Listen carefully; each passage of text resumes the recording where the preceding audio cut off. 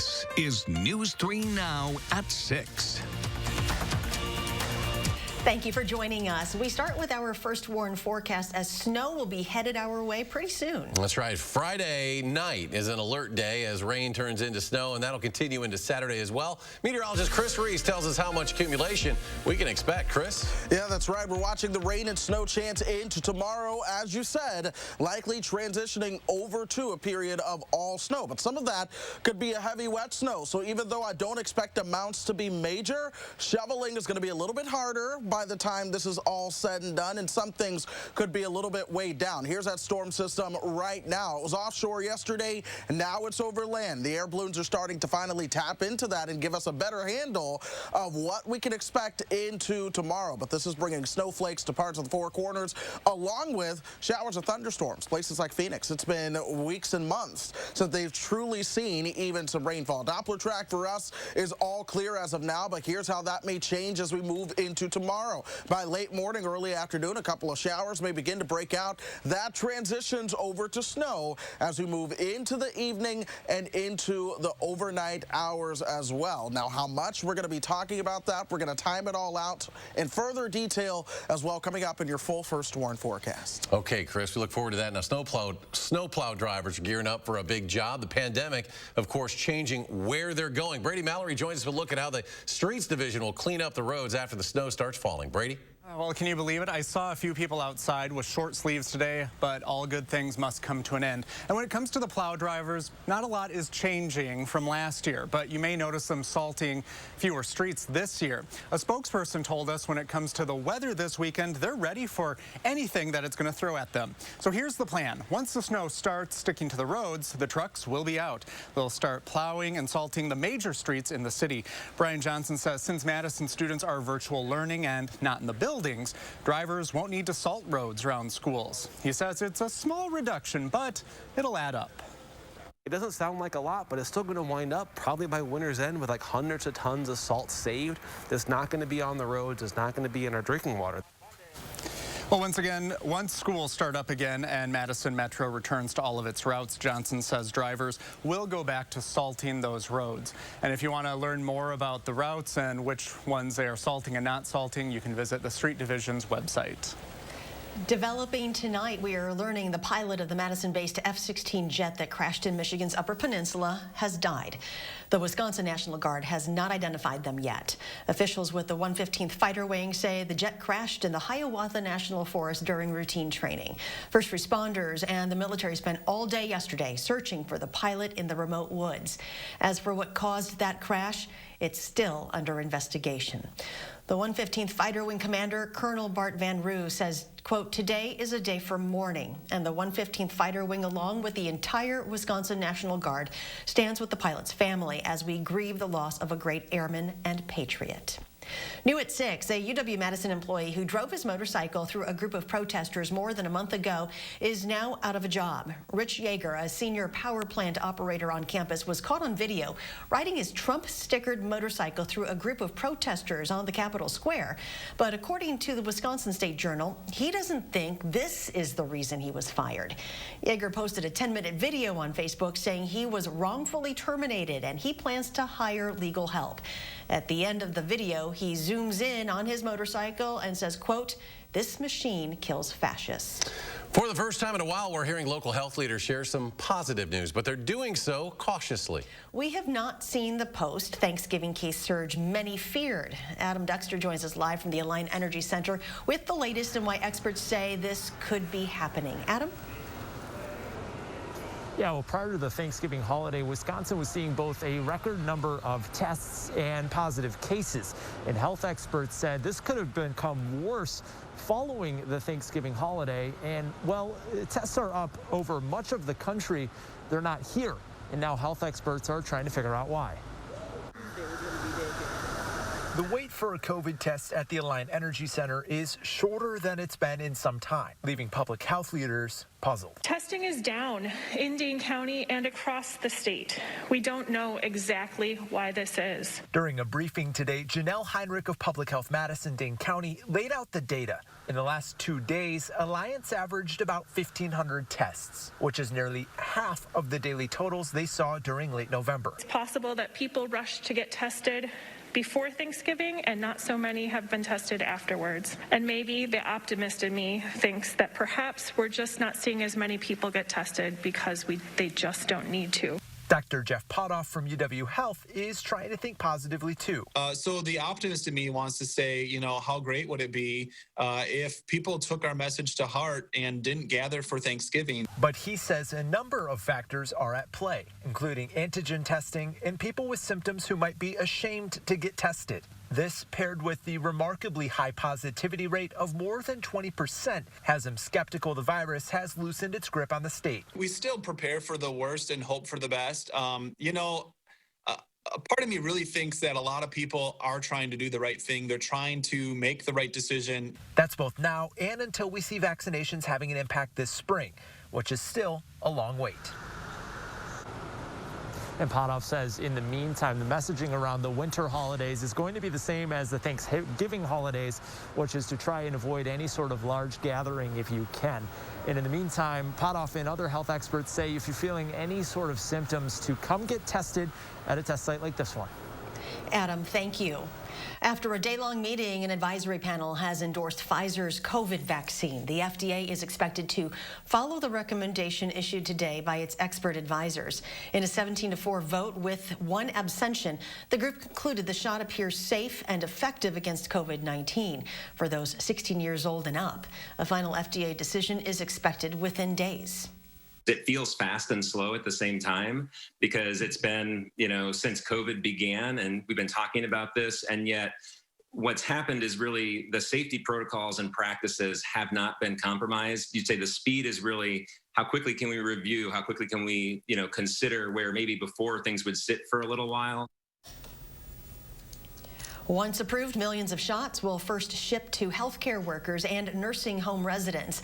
The general public is not expected to have widespread access to the vaccine until the spring. Wisconsin health officials confirm almost 4,000 new cases today. The 7-day positivity rate has been declining this week. Now sits just below 29%. There were 48 new deaths, 160 new hospitalizations. In the past 8 days, there have been 5 new COVID deaths among inmates in Wisconsin prisons. According to the Department of Corrections website, there are a total of 19 COVID-related deaths now. There are almost 9,500 confirmed cases among inmates, with about 1,200 of those active right now. Republican legislative leaders have said they want oversight of how the state spends federal pandemic relief funds and distributes vaccines. Assembly Speaker Robin Vos and incoming Senate Majority Leader Devin LeMahieu said during a call yesterday with Wisconsin Manufacturers and Commerce, they believe Governor Evers is making too many unilateral decisions on how to respond to COVID-19. Meanwhile, Republicans haven't met to pass any pandemic-related legislation since April. The governor rejected the idea of legislative oversight, saying COVID-19 decisions need to be made quickly. An incoming Democratic state lawmaker from Madison is calling U.S. Senator Ron Johnson, quote, delusional scum, end quote. Francesca Hong tweeted the comment in reaction to Johnson considering objecting to Biden's win over Trump and challenging electoral college results in Congress. Democratic U.S. Representative Mark Pocan also tweeted criticism of Johnson, calling him, quote, Wisconsin's biggest embarrassment. And the legal challenge over Wisconsin's election results continues. Today, lawyers for the president were at 2 different hearings in both state and federal court, again trying to change the outcome of the election. Amy Reed live to explain each side's case. Amy? The judge in federal court said it would be the most remarkable ruling in the Eastern District, perhaps in the federal courts, if he granted what Trump's attorneys want. They took more than 2 hours stating their case, asking the judge to declare the election void and instead allow for either the legislature to appoint electors or for a new election, a change from previous asks. They also rehashed arguments we've heard since the election, including questioning the legality of drop boxes, indefinitely confined ballots, and Madison's democracy in the park events. Evers' attorney, one of 4 defense attorneys in this case, called Trump's request unprecedented, undemocratic, and frankly simply absurd, and they want the case dismissed. He and other attorneys countered the claims that voters cast ballots illegally. Since the indefinitely confined statute has been on the book for decades, drop boxes had been used all year, and guidance from the Bipartisan Elections Commission outlined how they would stay secure. The judge also let citizens and the NAACP join the case, the lawyer pointing out that these lawsuits target counties with higher populations of black voters. The federal court case bumped right up against the state case, and it went too long for that second case to proceed. We had counted on this contingency. There's no going beyond tomorrow morning at 9 o'clock. Absolute, whether people are here or not, we will proceed. So they'll pick back up tomorrow at 9 a.m. As for that federal case, the judge said he anticipates a ruling in the next day or two, though he said he doesn't think that his word will be the last in this case. Amy Reed reporting that. Amy, thank you. And coming up next at 6, a COVID survivor on a quest to thank the 150 frontline workers who saved his life. Plus, UW-Madison researchers get an unexpected donation for their research on Parkinson's disease. That's just ahead. Stay with us.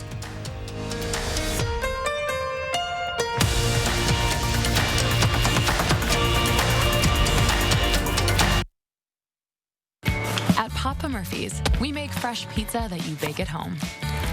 Because home is where the fun is. Right now, get the chicken garlic pizza for just $10. Papa Murphy's. Change the way you pizza. Golden Cars is having a huge winter sale. Don't miss out on Dodge Grand Caravans well-equipped starting at $11,995 or $185 per month. That's right. You can buy a 2017 Dodge Grand Caravan starting at $11,995 or $185 per month. Golden Cars is family owned and operated for over 50 years. So just hurry in today and ask for my sister, Crystal the Pistol Gobin. Or my brother, Donovan Gobin. You gotta go to Gobin. GobinCars.com. Although Christmas is just around the corner, don't worry. Blaine's Farm and Fleet's Christmas sale is going on now. Shop low prices on a huge selection of great gifts for everyone on your list. Like these barbecue tool sets, just $9.99. Special buy Magic Tracks race sets, $19.99. Power-up gifts with Rayovac AA or AAA batteries, just $8.99. Plus, now through Saturday, rewards members get a $10 Farm and Fleet gift card for every $100 spent. Shop great gifts for everyone on your list during Blaine's Farm and Fleet's Christmas sale. Going on now. For over 86 years, you have made Steinhafels part of your family, and we would like to say thank you. With 35 to 50% off and great deals on the largest selection of furniture at the guaranteed lowest prices. Like this cocktail table, $459, and this sofa, only $499. This queen bed, just $749, or this dining table, $799. Get a Beauty Rest Silver Queen for the price of a twin. It's Steinhafels Customer Appreciation Sale, the sale that's all about you. Is your credit score getting in the way of things you want to do? Personal loans through NetCredit help you borrow up to $10,000. So check your eligibility on netcredit.com today without affecting your credit score. You may even be able to build your credit history as you repay. NetCredit, a more personal loan. You are watching News 3 Now at 6. The UW-Madison's Weissman Center has new support to help with its stem cell research on Parkinson's disease. Today, the research center received a $7,000 check from the Wisconsin State Fraternal Order of Eagles. The director of the Weissman Center says this surprise donation is very important because it'll help them do the risky and early stage research that's difficult to get federal support to do. You have to start somewhere if you have a great idea, and typically when you're at the starting stages, you don't get extramural support. And these private donations give us flexibility to do those things, and they can explore new areas, and usually those new areas turns out to be quite impactful down the road. The Wisconsin State Fraternal Order of Eagles raises money through telethons, spaghetti dinners, raffles, and bingo, and over the years has donated to support research on Alzheimer's, Parkinson's, heart disease, and cancer. Unity Point Health Meritor is out with their most popular baby names of 2020. Out of the nearly 4,500 babies born at Meritor so far this year, once again, Charlotte has grabbed the top spot for most popular baby name of 2020. That's the second year in a row, and I have to say, parents, don't ever let anybody call your child Char. Charlie is fine, but not Char. Isabel or Isabella and Lily and Liliana and Lily came in second and third. For boys, Jackson, or Jack, came in first for the third year in a row, followed by William and Henry. A COVID survivor in New York is making it his mission to personally thank the 151 healthcare workers involved in saving his life. When 45-year-old Jeff Gerson awoke from a month-long coma, his first thought was about the doctors, nurses, and respiratory therapists who kept him alive. It was no easy project. He had to scour insurance reports and his MyChart app. He told all his caregivers they are heroes and will forever have his gratitude. Still ahead at 6, community members see a clear front runner out of the finalists for Madison's police chief. We'll hear about the traits that are making him stand out. An alert day is in the forecast for snow tomorrow night. Chris will have those details when we come back.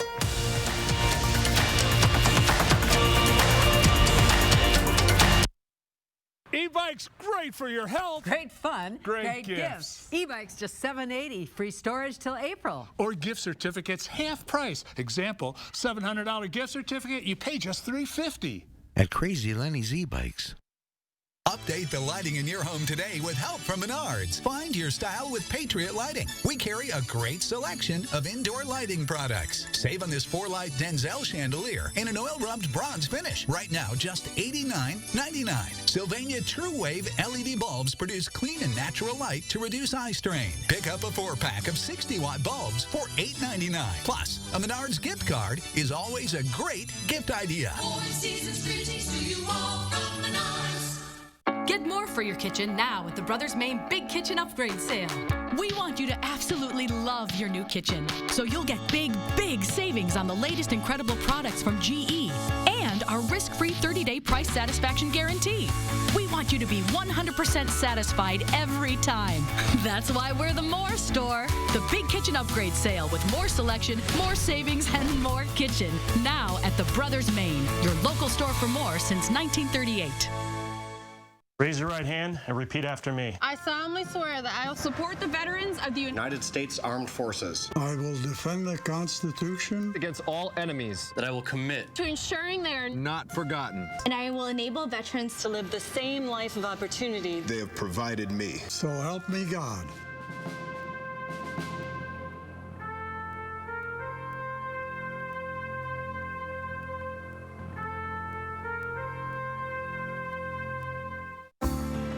Needed Relief Day Spa and Wellness is a place where you can relax, be pampered, and revitalize your life in a safe and tranquil environment. Our guests' safety and comfort is our top priority.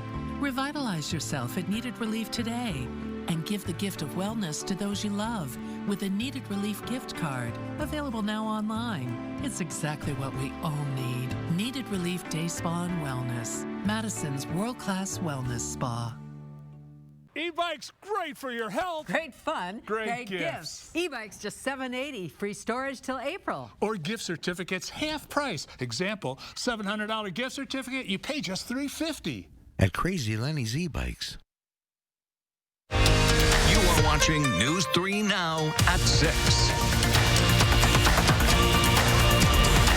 A new report shows property taxes levied by schools in Wisconsin will go up 3.3%. Now, that is according to the Wisconsin Policy Forum.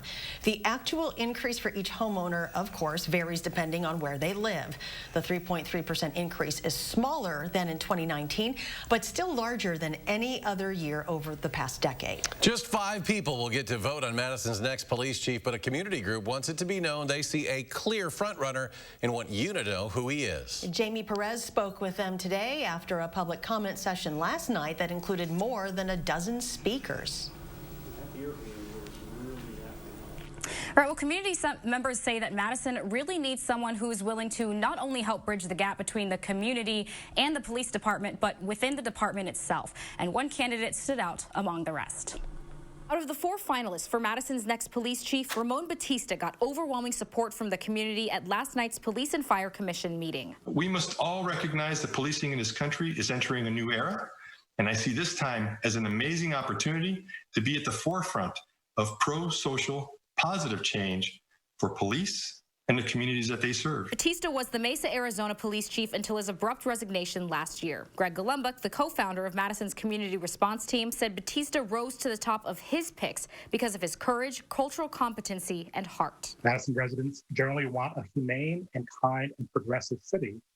And I think Ramon could help bring this, much more so than all the other candidates. He has a track record of wanting to work with the community. Shadera Kilfoy Flores, who was recently selected as the new vice chair for Madison's first civilian oversight board, said after doing extensive research on the candidates and watching their interviews, Batista was a no-brainer. It's not just about what the community wants, it's also about what the community needs. Sean Barnes, who was the deputy chief in Salisbury, North Carolina, came in second place, and Christopher Davis, the deputy chief with the Portland Police, came in last in the response team's opinion. But Batista stood out. Do you believe that he is the most trustworthy candidate? Oh, by far. Community members say reducing crime and building trust is the most important thing for the next chief to accomplish. He just presented himself as relatable.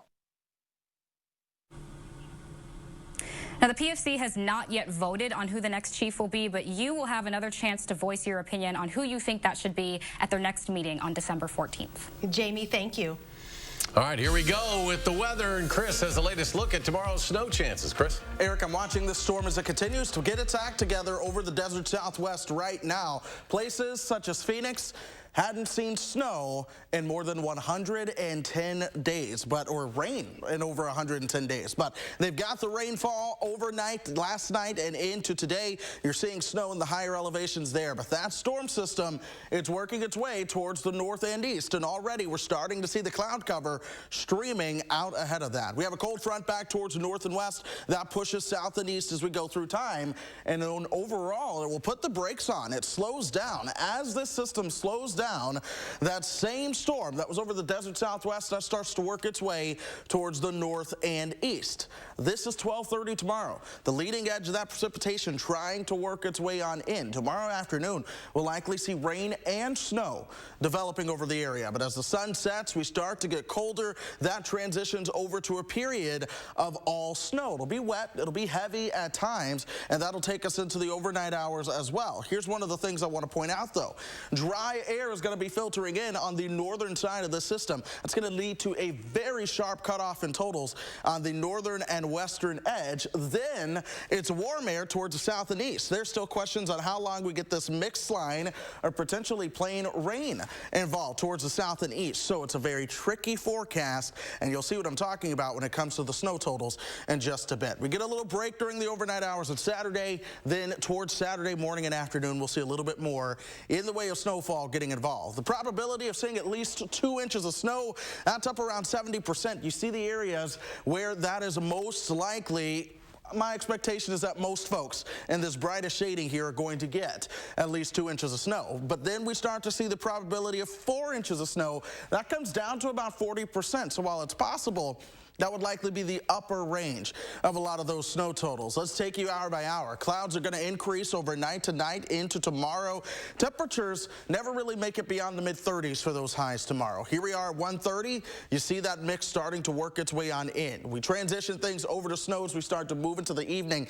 This is now 6 o'clock. And at this point, hopefully most of us in the evening commute will start to be wrapping things up. By 7:30 in the morning, though, we're still seeing at least a little bit of snow there into Saturday before things begin to wind down. Here's visibility, though. As the snow begins to move in, visibility comes down to about half a mile or less in a lot of places, and that's going to take us from the evening rush hour until the overnight hours when we get that little bit of a break. But even still, we're waking up on Saturday morning, and those visibilities are going to be low before the storm system begins to move on out. But here's what we're talking about. That sharp cutoff towards the north and west, a trace to 2 inches. You may be in the Dells and get a trace, maybe some flurries, and then drive down to Baraboo. You know how short that distance is if you live up there, and they have 2 inches of snow on the ground. So again, a very sharp cutoff. 2 to 4 is expected in the Madison area. 2 to 4 could continue south and east. However, the question is how far that mix line gets involved and how long it sticks around.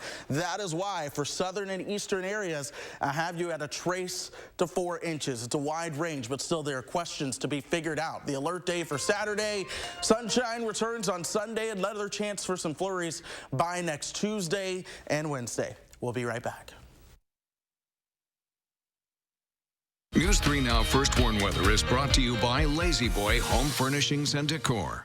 Discover a shopping and design experience as comfortable as the furniture. Lazy Boy Home Furnishings and Decor. Schedule your free design consultation today. There's a splash of surprise in every Wisconsin Lottery scratch game. Like the exciting new play style of $2 Lucky Deal. Match 3 cards in the same hand or 2 cards from the same hand with the bonus card to win a prize.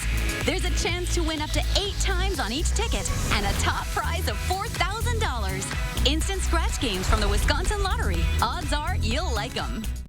It's called the greater good. At Quartz, it's what fuels our passion to better serve our members and our community. It's why we ensure easy access to the doctors, hospitals, and clinics of UW Health. It's what pushes us to invest in the name of community health and wellness programs and to find new ways to help those who need the help the most. But hey, you know all about the greater good. Quartz, health plans built with you in mind.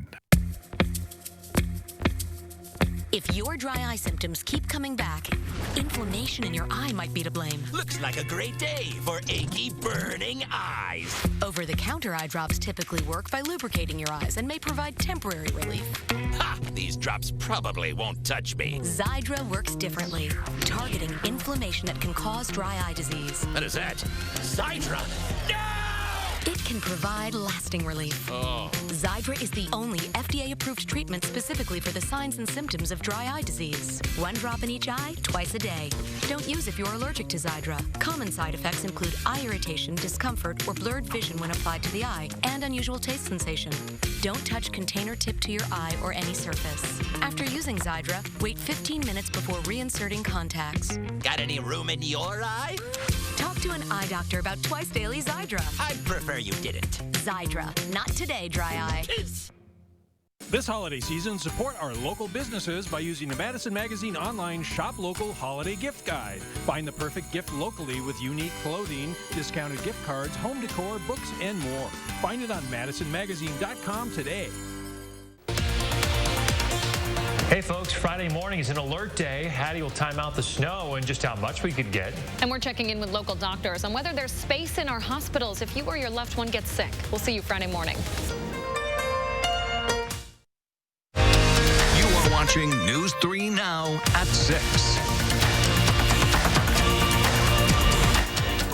And here's Chris with the final check of your forecast. Well, we're going to see that mix starting to move into the picture as we go into tomorrow. Temperatures top out right around 38, 33 though on Saturday, and that's where things transition over to a period of snow. Sunshine does return for Monday and Tuesday. A little chance for flurries, Sunday and Monday, and a little chance for flurries next Tuesday and Wednesday. Get this, temperatures, they're still above average. All right, Chris, thank you very much. Thanks for joining us for News 3 Now at 6. Enjoy your evening, and we will see you back here at 10.